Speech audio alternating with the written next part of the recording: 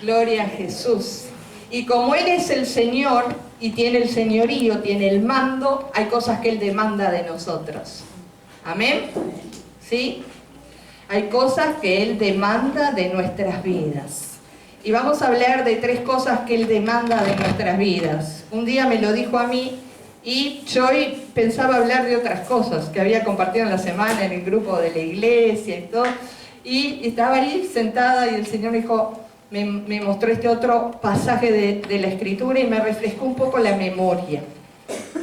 Y vamos a abrir nuestras Biblias en Miqueas. Amén.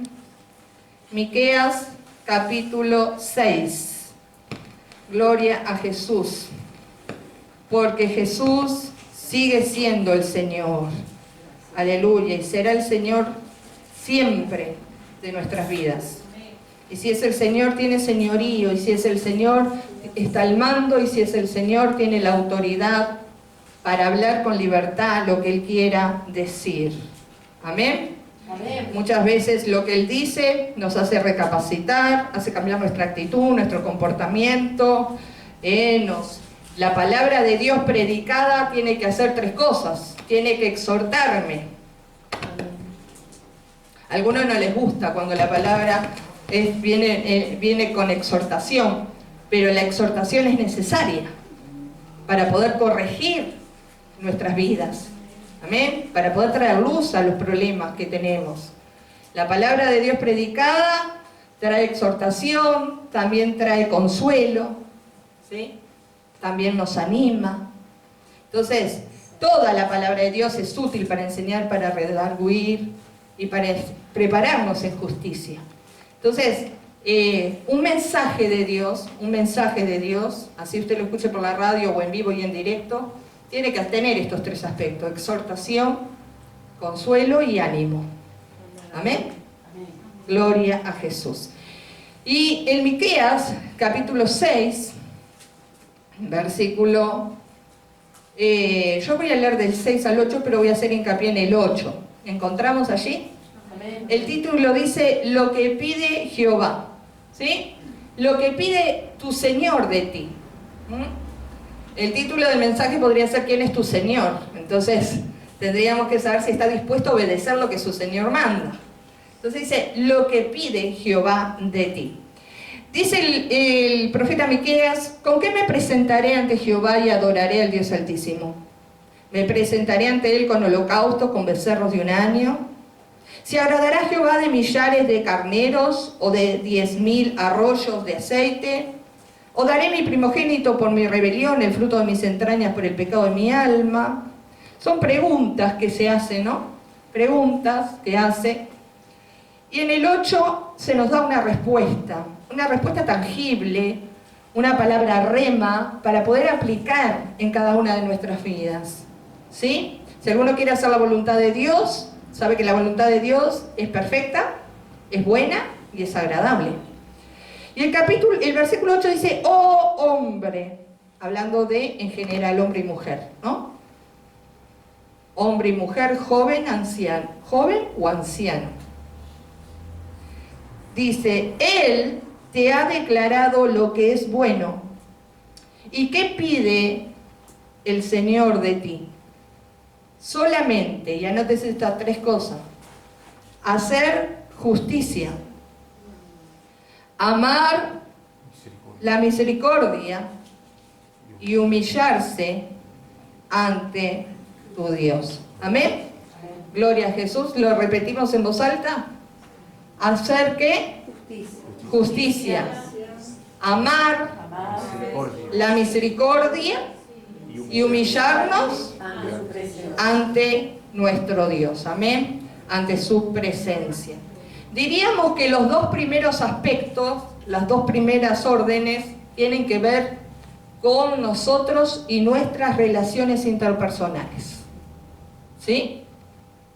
Y la tercera tiene que cumplir, es decir, va más para el aspecto de nuestra relación interpersonal con la Trinidad, con Dios. ¿Sí? Y con las cosas de Dios. Pero las 2 primeras directamente tienen que ver con nosotros mismos y con nuestras relaciones interpersonales. Yo voy a ser un poco imprudente en esta tarde, ¿me permiten? Sí, le voy a contar un secreto. Cuando Dios me dio esta palabra, hace muchos años atrás,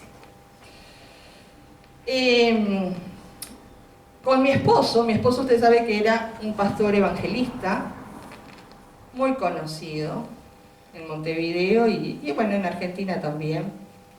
Un hombre muy usado por Dios en sanidad, liberación, milagros y en el evangelismo, ¿no? Sí, las obras que él abría siempre, si bien se llenaba de almas y las almas se convertían, también lo perseguían a veces los brujos, los pais, las mai, ¿no? Todo para tratar de frenar las obras que Dios hacía en los barrios donde Dios lo mandaba a abrir las obras para el ministerio del cual trabajaba.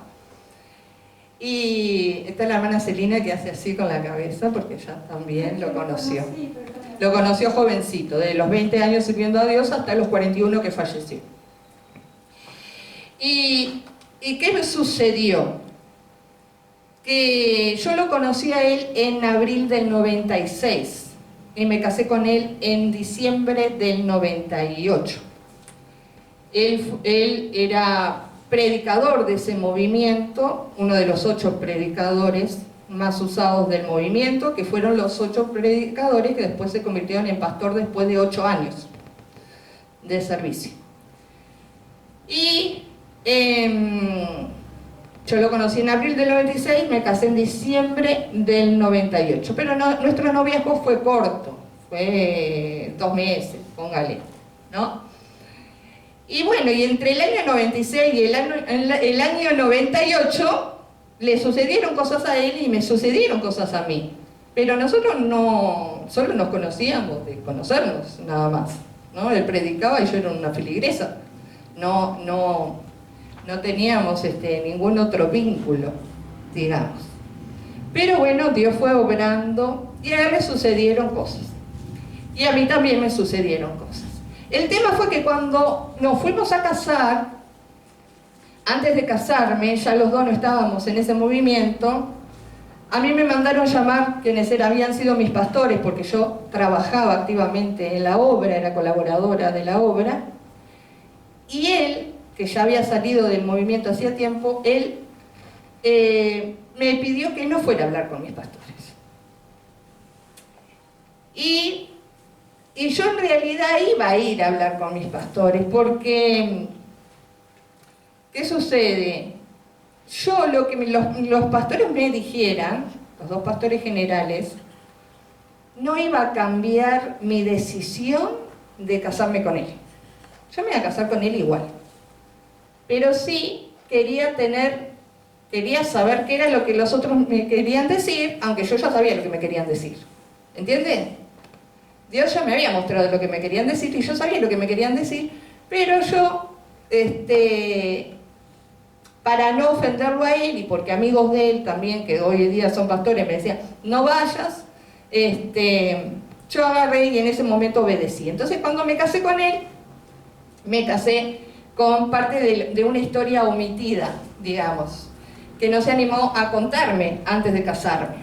Pero que después que me casé, a los días, él me contó su versión de los hechos, ¿no? Y yo también le conté mi vida, y bueno, y ahí todo. Y ahí lloramos juntos, y oramos unos por el otro, y parece como que todo se había subsanado, ¿no? Todo estaba perdonado, todo estaba sanado, todo estaba viento en popa, digamos. Igual mi madre fue mediadora después que yo me enteré. Los dos teníamos diferentes caracteres y diferentes maneras de ver la palabra de Dios. Y yo, si bien era joven, 24 años, yo considero que quizás como yo me había vuelto como hija pródiga a Cristo nuevamente, y Cristo había tratado conmigo y estaba restaurando mi vida y había restaurado muchas cosas, yo era un poquito exigente y religiosa, y yo creía que los ministerios, los que están en la cumbre del ministerio, tienen que ser perfectos, Los pastores tienen que ser perfectos, las pastoras tienen que ser perfectas, los profetas, los evangelistas, los apóstoles, nadie podía tener errores. Y yo le contemplaba los errores a las ovejas, a los feligreses, pero me parecía que el rango del liderazgo tenía que tener una excelencia absoluta. Y Dios, en años del pastorado del ministerio, me mostró que el único perfecto, el único digno de ser admirado, el único digno de ser glorificado, el único digno solamente es Jesucristo. Que todos los hombres y mujeres que son un instrumento que Dios usa para traer el Evangelio de Dios a la tierra y hacer las cosas que Dios nos mandó a hacer, son hombres y mujeres sujetos a debilidad. Por eso usted tiene que orar por los que están en el liderazgo, ¿sí? Porque el diablo a veces los ataca más de los que están sentados en la silla. Y yo era así súper exigente, ¿no? Yo creo que podría ser hasta religioso, ¿sí? O podría quizás en aquel momento, pienso yo, porque ya le digo, no es que mire que Dios ha tratado conmigo, tuvo que tratar,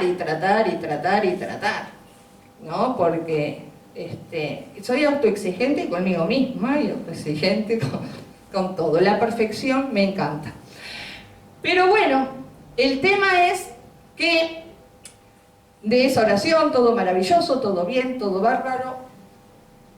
Nosotros teníamos nuestro matrimonio bárbaro hasta que nos tocó un día ir a vivir a Buenos Aires, Argentina. Y yo estaba embarazada de Priscila. Y sucedió que él fue a predicar a la iglesia de unos ancianitos, de un matrimonio ancianito, bien lejos de la capital de Buenos Aires, y perdió el tren y perdió el colectivo, el último colectivo, el último tren, lo perdió, llamó por teléfono, atendió a mi cuñada, me acuerdo, dice, mirá, se va a quedar allá hasta las 5 o 6 de la mañana que salga el... Y vio como que hay cosas como que empiezan como a revolverse en uno, y yo dije, bueno, Dios preparó, Dios preparó esto, yo embarazada ya, lejos de mi casa, yo era, mire que vio que dice, dejarás, Abraham le dijo, dejarás tu tierra, dejarás tu pariente y después dejarás tu madre y tu padre, dejarás la casa de tu madre, y yo, el desapego fue tremendo, ¿vio? 24 años viviendo ahí pegada al lado de mi madre y de golpe me caso y por eso yo le digo a mis hijas, aprovechenme, porque cuando se casen ya no van a... Y después todavía salgo de nación y me acuerdo que buscaba teléfonos públicos para llamar a lo de mi madre a ver si estaban todos bien y bueno, no, mire que las pasé, y a veces me enojaba y me encerraba allá en el cuarto, no era que me enojaba, pero extrañaba a mi familia y iba el pastor Gilberto con la comida a tocar la puerta a ver si iba a comer y como yo no me quería levantar para comer, él iba y me llevaba la bandeja allá. Y tuvo una paciencia el apóstol Gilberto conmigo. Era jovencita yo. Y bueno, el tema es que esa noche él se queda allá, con esos pastores ancianitos. Dios comienza a tratar conmigo. Sola de madrugada, ahí sola con Dios. Dios me lleva a la oración me lleva al quebranto, y el quebranto me lleva a esta palabra. Y Dios me dice, así como vos sos mi hija, Él también es mi hijo. Así como yo te perdoné cosas a vos, también le he perdonado cosas a Él. Y acá nadie es más que nadie. Acá todos delante de mis ojos son iguales. Y yo te pido solo estas 3 cosas por el resto de tu vida. La primera, hacer justicia. ¿Qué es hacer justicia? Hacer tiene que ver con actuar. ¿Y actuar qué tiene que ver? Con tener un justo juicio sobre las cosas, hermano. ¿Sí? Juzgar con un justo juicio. Mirar las cosas a través de la mirada de Dios y de la palabra de Dios. Amén. Aplicar la justicia de Dios, ¿sí?, en nuestras relaciones interpersonales. Es una de las cosas que muchas veces en este mundo no vemos y no encontramos, ¿sí? Por eso las naciones, la mitad de una nación está contra la mitad de la otra nación, porque no hay equidad, porque se actúa con injusticia, ¿sí? Y usted ve cómo se echan las culpas unos a otros. Usted, si el que tiene redes sociales, usted ve que ante cualquier problema en la sociedad, cómo se entran a echar culpas y uno y otro, y todos creen que tienen la medida justa para resolver los conflictos. Y acá la única manera de aplicar justicia verdadera es aplicar en nuestras relaciones interpersonales la palabra de Dios. Amén. Relacionarnos en nuestras relaciones a través de la palabra de Dios. ¿Por qué? Porque Dios es un Dios justo. Porque hay mucha gente que se escapa de la justicia de los hombres, pero nunca se van a escapar de la justicia divina. Nunca se van a escapar de la justicia de Dios. Y usted, como representante de Cristo en la tierra, debe ser un hombre y una mujer que también sea justo en sus relaciones interpersonales. Actúe con justicia. Amén. Cumpliendo lo que dice la palabra de Dios. Hay muchos pasajes en la palabra de Dios que Dios nos lleva a cómo podemos tener vidas piadosas que viven en justicia. No envidiando, no celando, ¿sí?, teniendo misericordia y compasión de los extranjeros, de los huérfanos, de las viudas, no tomando lo que no es nuestro.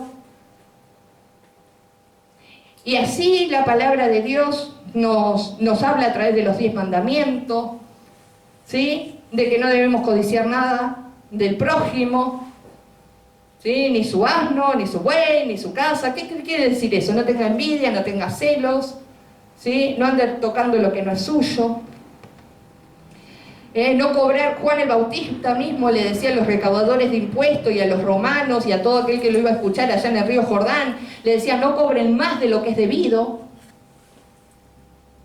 A los recaudadores de impuestos decía: cobren lo justo, pero no más. Entonces, no robar, no mentir, no engañar, no tomar el nombre de Jehová en vano, no jurar. Hay gente que jura por Dios y dice: te juro por Dios, y están mintiendo, y eso es tomar el nombre de Jehová en vano. Entonces, nosotros debemos proceder con justicia, con justo juicio, ¿sí? No ser murmuradores, acusadores, detractores, sino que ser misericordiosos, benignos, compasivos. Entonces, eso tiene que ver con la justicia. Saber que la justicia nuestra no es igual a la justicia divina, y la justicia divina, ¿sí?, debería regir la nuestra.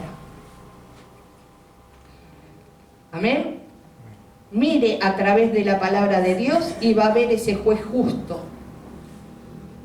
que sabe dar a cada cual lo que le corresponde. Usted no se ponga en lugar de juez, deje que la justicia de Dios actúe. Amén. Qué callado que está. Pero que todavía le gustó el chisme. Nah, el chimento. No, yo dije que iba a ser un poco imprudente. Entonces, lo primero es eso: dejar que la justicia de Dios revele las cosas que pasan, ¿sí? Que sea Dios el que juzgue, que sea la justicia de Dios que nos gobierne en nuestras relaciones interpersonales, que sea la justicia de Dios, aleluya, para relacionarnos con los demás. Y podría hablar muchas cosas más de la justicia, pero si usted quiere ver a un Dios justo, usted lea la palabra de Dios y va a ver cómo usted tiene que relacionarse con los demás en justicia. Amén. Amén. Amén. Segunda cosa, porque hoy tenemos Santa Cena, dice: amar la misericordia. Amar la misericordia. Una cosa es hacer justicia, es decir, obrar con justicia, y otra cosa es amar la misericordia. ¿Qué tiene que? Yo siempre le dije que la misericordia es lo que inclina el ánimo, la voluntad de Dios a levantar al que está caído. La misericordia es lo que inclina el ánimo de Dios a perdonar lo imperdonable. La misericordia es lo que Dios tiene cada mañana sobre nuestras vidas, que nos devuelve el aliento, ¿sí?, para ponernos de pie y empezar una nueva jornada. La misericordia de Dios provee nuestras necesidades, la misericordia de Dios preserva nuestra salud, la misericordia de Dios preserva nuestra familia, la misericordia de Dios nos rodea, nos guarda al salir, a regresar, porque Dios tiene debilidad con nosotros a través de su misericordia. Entonces, si a través de la misericordia Dios nos ha perdonado una chorrera de cosas que hemos hecho mal, nosotros también debemos ser misericordiosos con el prójimo, con los demás. ¿Sí? Porque a veces se nos olvida que hemos sido perdonados por Cristo y que hemos sido limpios a través de su sangre derramada en la cruz. Y que teníamos, como les puse en el grupo estos días, vestidos andrajosos, ¿sí? Y Él quitó esos vestidos y nos puso vestiduras de gala, porque hemos sido limpios por su sangre. El Señor limpió nuestra vida y nos dio una hoja en blanco para escribir un nuevo capítulo juntamente con Él.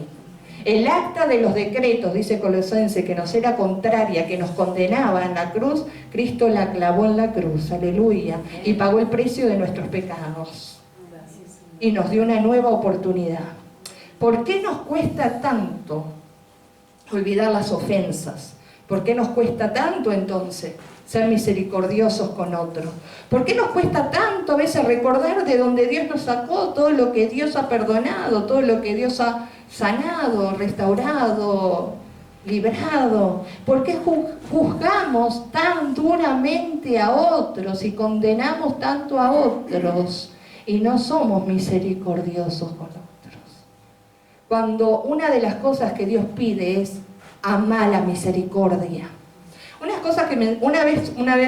las cosas que me enseñó mi esposo cuando era jovencita, él que trabajaba en liberación, me dijo, bueno, hay gente que está endemoniada, ¿sí?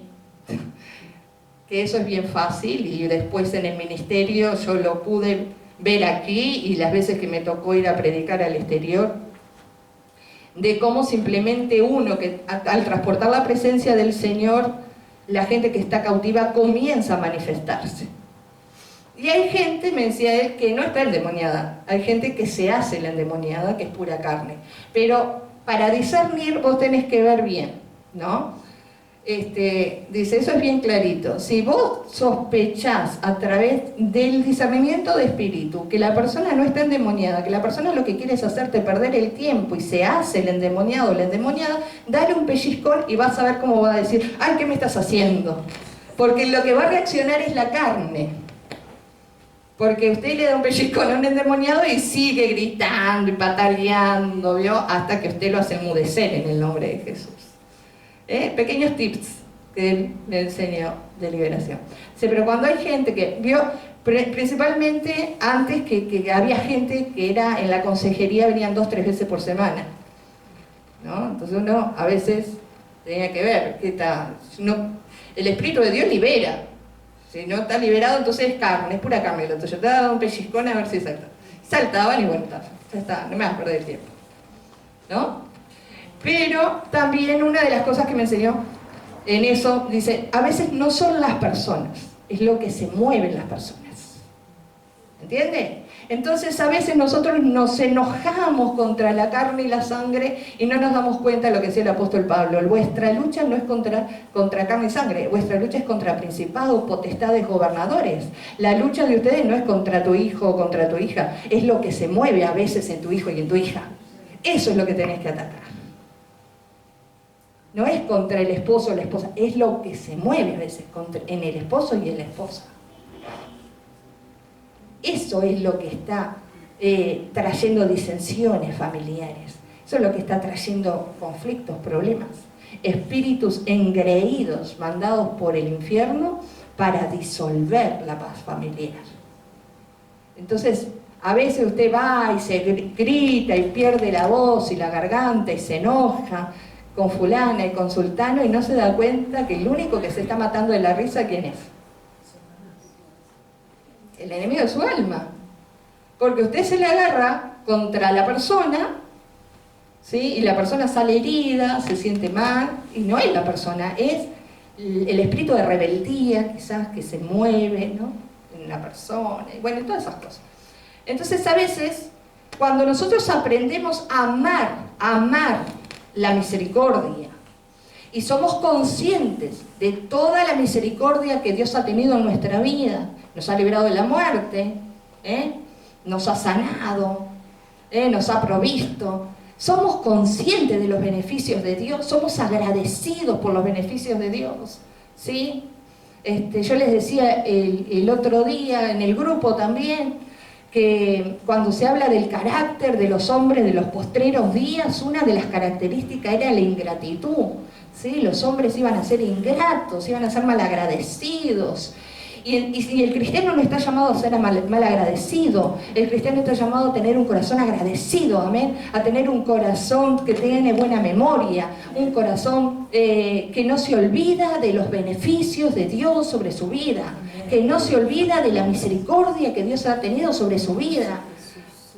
Mientras en la pandemia muchos se murieron por neumonía, por COVID, bueno, el COVID generaba eso, muchos atravesaron, ustedes no, algunos acá, atravesaron el COVID y están vivos y aquí están sentados siguiendo y sirviendo al Señor, pero muchos partieron por esa enfermedad. La misericordia, ellos cumplieron su propósito, el Señor dejó que partiera, pero ustedes todavía no cumplieron el propósito y Dios les preservó la vida. Entonces, si Dios ha sido misericordioso, nosotros también debemos ser misericordiosos. ¿Qué me decía Dios en esa madrugada? Yo soy el juez. Yo tengo un justo juicio. Me parece que aquello que dijiste que perdonaste no habías perdonado nada. Empecé a mirar la justicia desde mi punto de vista. ¿Qué me está diciendo Dios en aquella madrugada? Me parece que esa bondad y esa misericordia no es suficiente, esa bondad que decís que tenés. Porque me parece que le estás poniéndole a él una carga más pesada cuando vos hiciste cosas peores en tu vida. Me parece que si yo te perdoné a vos porque tuve misericordia de vos, vos tendrías que tener misericordia de él y perdonar de raíz cualquier cosa que sigas acusando inconscientemente, porque vio que a veces usted pensó que perdonó, pero ante alguna cosa le entra la sospecha, después empieza a cuestionarse. Entonces ahí, porque a Satanás le encanta eso, y usted ahí empieza a decir, bueno, entonces no perdoné del todo esto. Y además, dice Dios, ¿no tenías nada que perdonar? Si nadie era nada de nadie. ¿No? ¿Vio? Si usted no era nada de nadie, una cosa es cuando usted ya es algo de alguien. Pero si usted no es nada de nadie, ¿qué tiene que usted andar revisándole el pasado a los demás? O la demás tiene que andar revisando el pasado a usted. Es tremendas las cosas que Dios trata. Y lo tercero, por eso debemos, no es que, ay, Dios es misericordioso, Dios tuvo misericordia de mí, yo tengo que tener misericordia de otros. No. Acá no dice, ay, tenga misericordia de otros. No, acá dice, amar la misericordia. Amar la misericordia. Los hombres no son perfectos, las mujeres no son perfectas, todos erramos al blanco, todos nos equivocamos alguna vez en nuestra vida. El único perfecto es Jesucristo, aleluya. Por eso murió y resucitó en nuestro lugar. Solamente Jesús. Solamente Jesús. Y después que tuve esa madrugada, ese encuentro con Dios en oración, en la palabra, en adoración, que lloré, que me quebranté, que reconocí, dije, Señor, tenés razón. Mira, hermano, dentro de todo no me ha costado después de esa madrugada ser misericordiosa con los demás. Hacer un paquete con la vida pasada, con las cosas que quizás yo he hecho o me han hecho y tirarla al fondo de la mar como hace Dios y no volver a acordarme. No cumplir más el papel de Satanás, porque muchos cristianos no se dan cuenta que cumplen el papel de Satanás. Uno de los papeles de Satanás es la acusación. Lo dice en Zacarías 3, que era lo que quería hablarle hoy. Dice, estaba Satanás delante de Dios y delante del ángel de Jehová, que representa a Cristo. Dice, para acusar al sumo sacerdote Josué. Sin embargo, el ángel dijo, sáquenle esas vestiduras viles a Josué y póngale vestiduras de gala. El Señor nos ha rescatado. Y en Apocalipsis 12 dice, y será echado afuera, fuera, el acusador de nuestros hermanos, el que los acusaba de día y de noche delante de Dios. El acusador de nuestros hermanos, Satanás. Y muchos sin darse cuenta cumplen el ministerio del enemigo, acusando a uno y al otro. Porque fulano no me visitó, porque fulano no me llamó, porque fulano me hizo esto y fulano me hizo lo otro. Y viven acusando y señalando cuando no están en los zapatos de fulano ni de sultano. Porque es muy fácil desde la casa juzgar y condenar a todos los demás cuando no saben la vida que viven todos los demás. Por eso dice, hace justicia, ama la misericordia. Y tercero, viví una vida de devoción y adoración ¿a quién? Al dinero, a Dios.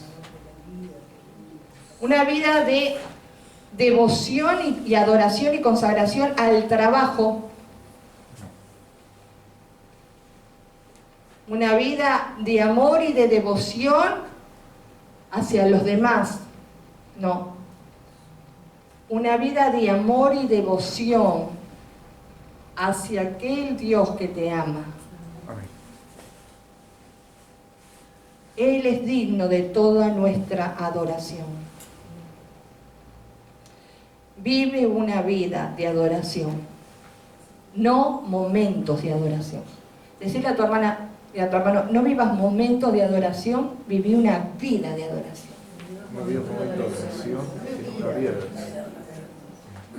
Porque adoración no es solo, ay, voy a la iglesia, voy a la casa de Dios, viene la alabanza, después viene la adoración. Canto 2 adoraciones, ya te adoré, Señor. No, hermano. La adoración es algo que llevamos en nuestra mente, en nuestro corazón, en nuestra voluntad. Aleluya. El domingo pasado se reían y eso no se grabó. No es que estamos todo el día así, golpeándonos como los... Digo, aleluya. No. La adoración pasa por otro lado. Usted sabe quién es en Dios. Y Dios sabe quién es usted en Él. Amén. Aleluya. Una vida de adoración. Que nuestros actos reflejen al Dios que adoramos. Nuestras acciones, nuestras palabras reflejen al Dios que adoramos. Por eso Dios me dice, no adores a los demás, tenés que adorarme a mí. ¿Sí? No idealices a los demás, no idolatres a los demás. Solo adórame, idolatrame. Si quiero idolatrar a alguien, idolatre a Jesús. ¿Sí? Idolatre a Jesús. ¿Sí? No idolatre a apóstoles, ni evangelistas, ni a nadie. Idolatre a Jesús. Adore a Jesús. Adore a Dios. Adore al Espíritu de Dios. Aleluya. Adore al Señor. Y con estas 3 simples ordenanzas y palabras, Dios me hizo cambiar de actitud. Y muchas de las cosas, si bien para mí estaban bien, pero se ve que no estaban bien. Muchas de las cosas en mí mejoraron en mi relación. ¿Sí? En mi vida, en mi familia, en mi hogar. Porque esa madrugada con Dios aprendí que tenía que solo mirar y adorar al Señor, que tenía que tener misericordia por los demás porque Dios había sido misericordioso conmigo, y que tenía que, cuando quería juzgar algo, juzgué con justo juicio, desde la perspectiva de Dios, no desde la perspectiva de los hombres. Y ahí, cuando uno cumple con esto, se sanan heridas.